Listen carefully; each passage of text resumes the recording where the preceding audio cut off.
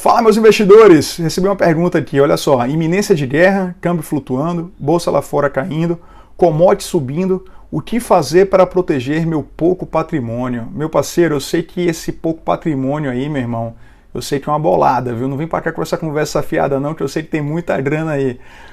Mas vamos lá, gente, olha só, acho que é importante antes de responder essa pergunta aqui, tentar responder, eu vou falar um pouco do contexto, tá? Tem muita gente que não sabe o que está acontecendo, tá? Porque a Rússia está invadindo a Ucrânia, está viajando na maionese e o que está acontecendo é muito grave, gente. É o maior evento militar desde a Segunda Guerra Mundial e a gente não sabe onde isso vai dar. Bom, pessoal, vamos lá, vamos voltar na história, né?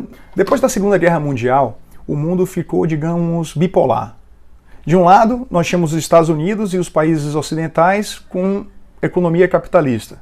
Do outro, tinha a Rússia, né, que virou União Soviética, juntamente com outros países, Cazaquistão, Ucrânia, enfim, que formavam a União Soviética com um regime socialista. Regimes totalmente distintos, houve uma escalada militar, né, entre esses dois lados, existia um clima de tensão, né, durante décadas, e por isso esse período foi chamado de Guerra Fria. Tá? Houve uma escalada militar, a percepção de que a qualquer momento poderia haver uma guerra entre essas duas regiões. Lá em 1991, com o fim da União Soviética, a Ucrânia ela fez um plebiscito, né, com sua população e foi decidido que ela voltaria a ser independente. A Rússia estava fragilizada, a economia arrasada, politicamente também, né? E aí o que aconteceu? Eles engoliram, né, essa independência da Ucrânia naquele momento. A Ucrânia começou a se aproximar dos países ocidentais. Até que em 2014, um presidente ucraniano que, né, era muito próximo dos países do Ocidente começou a se aproximar da Rússia e do Vladimir Putin. E aí houveram várias manifestações, né, e o Congresso ucraniano terminou que derrubou esse presidente. O Putin ficou puto com isso, né, porque ele via aquilo a oportunidade de ter um país tão importante para a Rússia, né, estratégico, nas mãos de influências ocidentais. O que foi que o Putin fez? Com uma resposta, ele anexou uma região muito importante, chamada Crimeia. Está ali no sul da Ucrânia, tá? Ali no Mar Negro.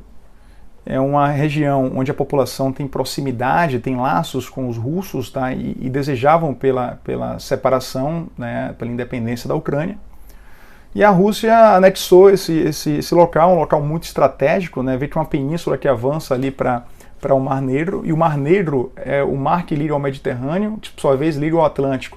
Então é uma rota de navegação muito importante para a Rússia, e ela anexou, né, a Crimeia ali em 2014. Bom, olhem para o mapa aí e perceba a importância da Ucrânia para a Rússia. Por que é tão importante? Veja que os países da OTAN, em azul, tá, eles formam basicamente uma cortina de ferro, como diria o Churchill, né? Eles formam uma fronteira, né, de países com influências ocidentais que estão muito próximo ali da Rússia. No meio, entre eles e a Rússia, tem a Belarus, né, que é um país parceiro ali da Rússia, e tem a Ucrânia, né, que tem fortes influências ali dos Estados Unidos, dos países ocidentais. Da fronteira da Ucrânia, pessoal, até a capital Moscou, na Rússia, dá mais ou menos 400 quilômetros. É como se fosse aí Salvador e Jequié. E mais, é uma região de planície. Muito rapidamente dá para deslocar tropas ali da Ucrânia até a capital Moscou. Então os russos, que têm uma história de conflitos, né, o Vladimir Putin, inclusive, que era um espião da KGB, né, uma agência de espionagem da Rússia, e que, enfim, é um militar, ele tem preocupações, né, com a defesa do seu país, e por isso ter uma Ucrânia sob influência dos países europeus e dos Estados Unidos, para ele seria uma ameaça muito grande. Além dessa importância militar daquela região da Ucrânia, também tem uma importância comercial, tá? A Ucrânia, ela está ali no Mar Negro, boa parte do Mar Negro é contornado pela costa da Ucrânia, e o Mar Negro é um mar que exporta produtos da Rússia até o Mediterrâneo e, por sua vez, até o Atlântico.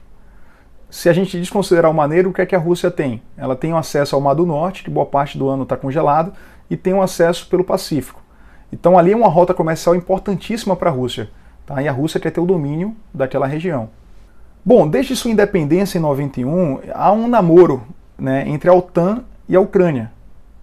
para que a Ucrânia possa fazer parte da OTAN. A Ucrânia quer isso, tá? Se a Ucrânia começa a fazer parte da OTAN, significa dizer que qualquer ataque à Ucrânia, os países seriam obrigados a se juntar, tá, e retaliar esse ataque. Então isso, eu não preciso nem dizer que é péssimo para a Rússia, né? Então a Rússia não quer que a Ucrânia faça parte da OTAN. Diante da importância da Ucrânia, né, militarmente falando, economicamente falando, e essa ameaça da Ucrânia fazer parte da OTAN, são as principais motivações para que a Rússia invada a Ucrânia, né, tome alguns territórios. Eles começaram ali por territórios Donetsk, né, e o outro lá que são territórios que possuem uma população pró-Rússia, né, que desejam a separação da Ucrânia. Então começou por lá, mas tem ataques em outras cidades, né, da Ucrânia, e a gente não sabe, né, até onde isso vai. Se o Putin vai querer conquistar por completo a Ucrânia, ou se apenas quer essas duas regiões separatistas, né?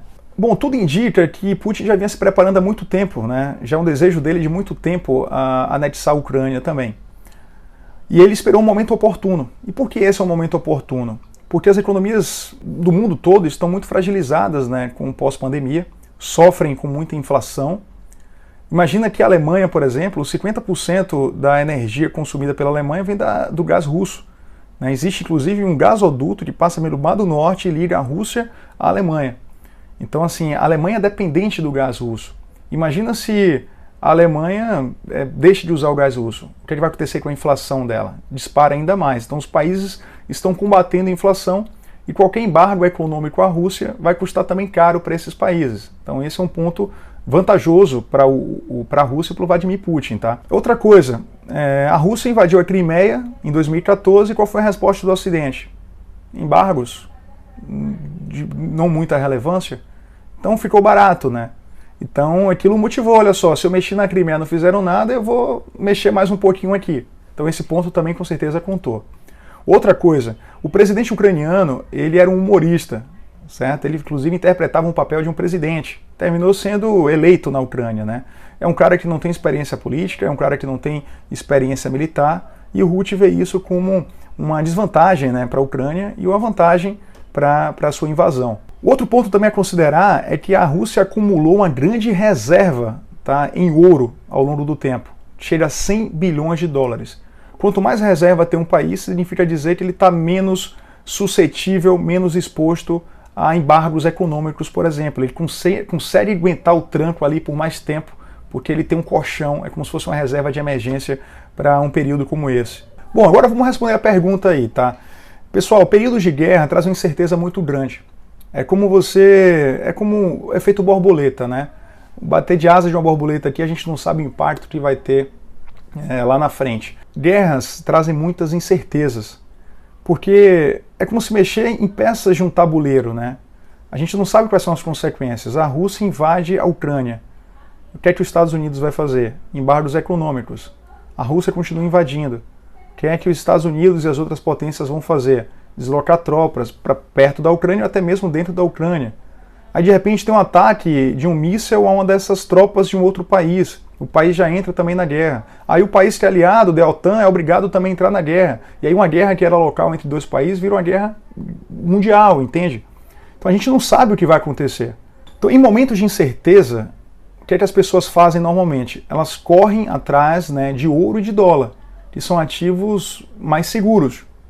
Então, por exemplo, olha a cotação do ouro como cresceu. Se você quiser avançar em termos de investimento, é necessário pensar o seguinte, olha só, na administração na economia chama até de teoria dos jogos. O que é que vai ser feito? A Ucrânia invadiu. Qual vai ser a resposta dos outros países? Até agora, embargo econômico. Que tipo de embargo é esse? Embargo, por exemplo, a exportações de produtos russos. O que é que a Rússia exporta? A Rússia é o segundo maior produtor de petróleo e produz muito gás. Então, quem são os países afetados? Bom, a Alemanha consome 50% de sua energia do gás russo. Então a Alemanha vai ser impactada. E a Alemanha vai pegar esse gás da onde agora? De repente vai comprar aqui da Petrobras no Brasil. Né? Seja lá onde ela vai pegar esse gás, a gente vai ter uma oferta menor e o gás vai subir de preço. Assim como o petróleo também vai subir de preço. A Rússia produz muito trigo também. Esse trigo não vai chegar aos países, né, que fizerem parte ali do embargo. E aí o que vai acontecer? Eles vão comprar em outro lugar. O trigo vai subir de preço. Quem sai ganhando com isso? As empresas que produzem trigo. Quem sai perdendo? As empresas que consomem trigo, né, na fabricação de seus produtos. Então, pessoal, é importante entender, tá, quais setores serão afetados com essa guerra. Né? Se você quiser investir em renda variável, em ações, você se posicionar dessa forma, investir em empresas, de repente, que produzem petróleo. Né? O petróleo já está dando estilingada aí. Empresas que produzem trigo, empresas que produzem os produtos que vão ficar mais escassos e que tendem a subir de preço. Bom, isso exige uma certa sofisticação, tá? Exige um certo conhecimento, exige um certo aprofundamento na situação. Então, assim, se você não quer ter esse trabalho, a minha recomendação é que você, por enquanto, segure a onda, tá? Não faça nenhum movimento, nem de venda, nem de compra. Não se assuste aí com a queda dos seus ativos. Tá? É momentâneo, em algum momento eles vão voltar ao preço que estavam. E vamos aguardar por mais informações. Então, minha recomendação é, compõe sua reserva de emergência. A gente não sabe onde isso vai dar, certo? A gente não sabe o tamanho da crise que isso vai gerar. Então é importante a gente ter a nossa reserva de emergência lá, com 6 meses dos nossos custos mensais, composta para alguma necessidade. É importante, então, ter essa reserva de emergência com liquidez, ou seja, um dinheiro que você pode pegar a qualquer momento, tá? Não pode estar um dinheiro preso. Então, ações, por exemplo, não é reserva de emergência. Reserva de emergência tem que estar ali em renda fixa, com liquidez diária, por exemplo, tá? É disso que a gente está falando. Tá, Vitor, e que tipo de aplicação eu vou colocar essa reserva de emergência? Bom, aplicações aí que corrijam a inflação. Por quê? Porque, como eu disse, a inflação já vinha no movimento de alta, né, no pós-pandemia, e tende a se acentuar com essa redução na oferta de produtos por conta dos embargos à Rússia e também, né, da guerra no território ucraniano. Então o mundo tende a enfrentar uma inflação ainda maior. Que títulos são esses? Pô, títulos públicos, IPCA+, por exemplo, CRAs, Certificados de Registro do Agronegócio, são isentos de imposto de renda, inclusive. Então você está emprestando dinheiro ali para empresas do agronegócio, você recebe uns juros, né, por esses empréstimos. Então daí está dando, inclusive, IPCA mais 6%, por exemplo. Né? Acabei de pegar uma da Braskem agora que está pagando isso. São Martinho também acabou de fazer uma. Enfim, fundos de investimentos, né, de renda fixa, atrelados ao CDI, os famosos fundos DI. Enfim, então são essas possibilidades aí, tá, pessoal? E de repente, né, para aqueles mais arrojados, estar líquido num momento como esse, ou seja, ter dinheiro em mãos em um momento como esse e aproveitar oportunidades, né?